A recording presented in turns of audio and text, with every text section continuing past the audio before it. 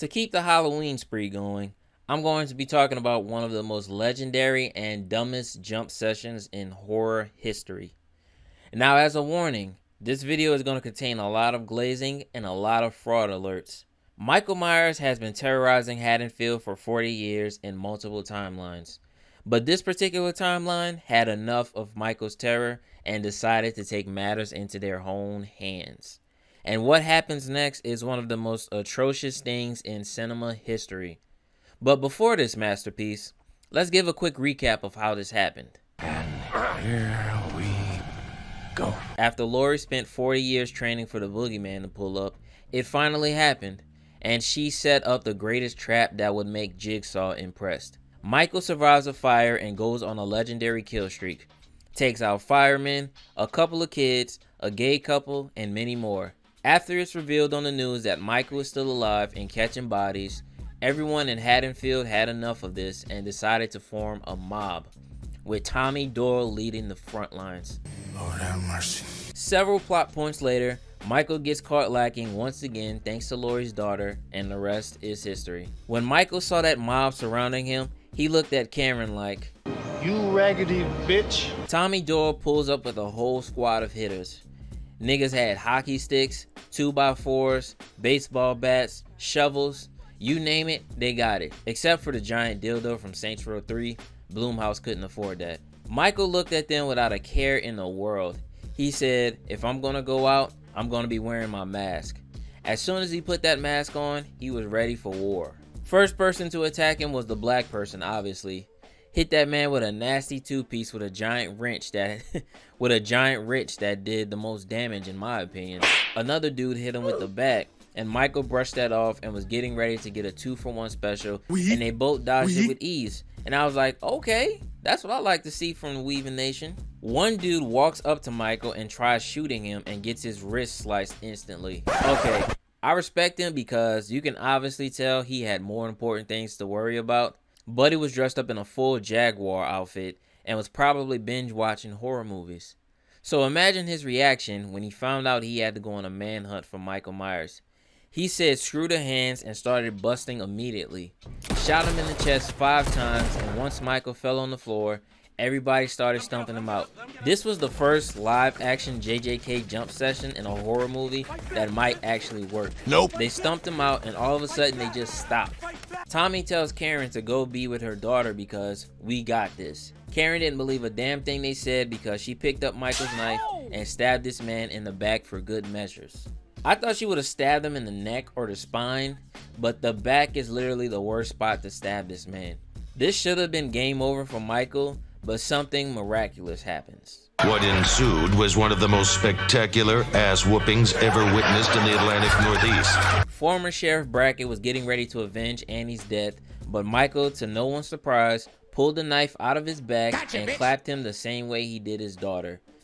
The guy with the gun tries to shoot him again, but he's out of bullets and Michael stabs him in the neck. I'm sitting here like, nigga, did you forget that you fired your gun at him 6 times? You shot him 5 times, but one of the bullets missed because he slashed your wrist. Like, how could you forget that? This man starts clapping every single one of them, one by one, with ease. Stabbed the black dude in the head, stabbed another dude right in his wrist. All while this is going on, Tommy's just sitting there panicking. After everybody gets clapped, he finally takes action, and Michael stabs this man right in his rib.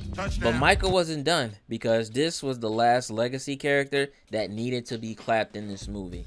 Michael grabs the bat Tommy had, bashes his head with it, and then stabs him with the broken bat. Oh brother, this guy sucks. After clapping the mob, he spins the block on Karen and gets rid of her because he was tired of falling for her tricks. And that marks the end of Michael Myers versus the mob. Now with that out of the way, let's get up close and personal with this scene. First of all, this is without a doubt one of the worst jump sessions in the history of jump sessions. You know how people are always saying Michael Jordan went up against plumbers and people with a daytime job in the NBA? This is the equivalent of that. There was not one threatening person in that mob. I mean, unless you want to count Karen, but she's just spectating the beatdown. How you let this man get a Zenkai boost mid-jump session? This ain't Dragon Ball Z. Finish that nigga off. If you're not aware of this, but Haddonfield is based in Illinois. You mean to tell me that you couldn't find any YNs in Illinois, let alone Chirac? I know the term YN wasn't a thing yet in 2021, but trust me, they were out there. You couldn't find Tommy Egan, aka the power version of Michael Myers? Hell, get D-Mac and Michael wouldn't have even made it past the opening credits. The point is, you pull up on a nigga that's a certified killer and not more than one person had a switch on him with an extended clip. YNs would have lit up Michael Myers like Denzel on Training Day. I'm sorry, I can't let it go, bro. Like, you couldn't find anyone in Haddonfield that was worthy. Man, get Negan in the Winchesters and they would have clapped this nigga in an instant. Matter of fact, just let one of these NPCs have Lucille and they might have had a shot. And I know y'all seen that one woman with an iron. Like, what the hell was she gonna do with that? Iron this man's clothes after whooping his ass? That's how I know y'all wasn't really about that action. Speaking of whipping ass, how you have the jump on this man and still take the L? Throughout the whole movie, they were chanting, "Evil dies tonight." Even clapped a patient just because they thought he was Michael Myers and then turned into frauds right after that. Y'all jumped this man for 30 seconds and called it a day? Like, nigga, what? This is evil incarnated. It's gonna take more than a kick to the face and a baseball bat to the back to stop him. Also, when Michael got up and started slaughtering them one by one, where was that synchronized stomping y'all gave this man a few minutes ago? Bro rose up like the Undertaker and all of a sudden y'all realized y'all were NPCs.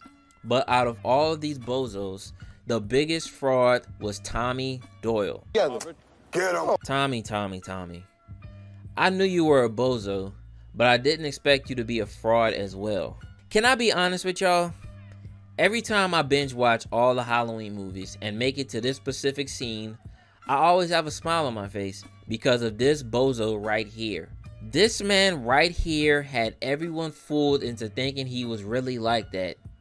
As soon as he grabbed the bat from the black owner at the bar and the black dude was like, "Tommy Doyle's gonna F him up," I was like, yeah bro, they gassing this nigga up. This nigga was too busy aura forming with that damn bat that he didn't even know what he was dealing with. Let me give you the list of atrocities this man has committed.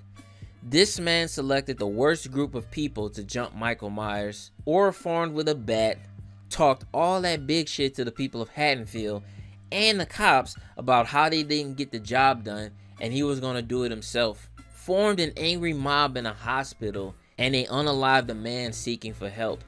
Then was talking to Lori about how he's gonna protect her and finish what she started.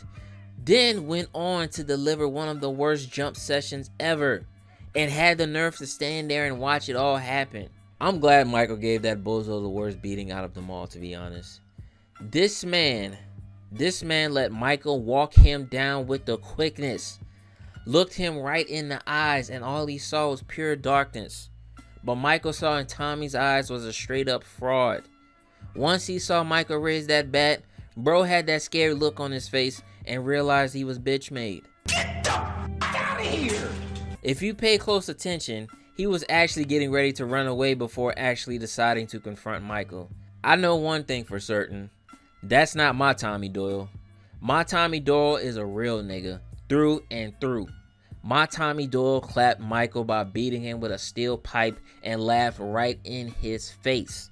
Then grew up to be Ant-Man. And you know something funny? Paul Rudd was actually considered to reprise the role in this movie, but he would have been too big of a distraction according to the directors. But I know the real reasoning though. I bet Paul saw the script for the movie and saw his character was going to go out and said, "Nah bro, hell no, no way. I'd rather live and get the dub than die and take an L." A fun fact you might not know, but in the novelization of Halloween Kills, Tommy actually has the Mark of Thorn tattoo on his wrist, which is crazy considering how Halloween 6 was received. Anyway, let me end the video right before I go on another rant about Tommy Doyle and the mob losing a 20v1 session. Let me know in the comments how you feel about the jump session from Halloween Kills, and if you're enjoying this Halloween session, like and subscribe for more. But I'm not done with Halloween yet, because the next video to finish the night off is going to be about the legendary fade with Busta Rhymes in Halloween Resurrection.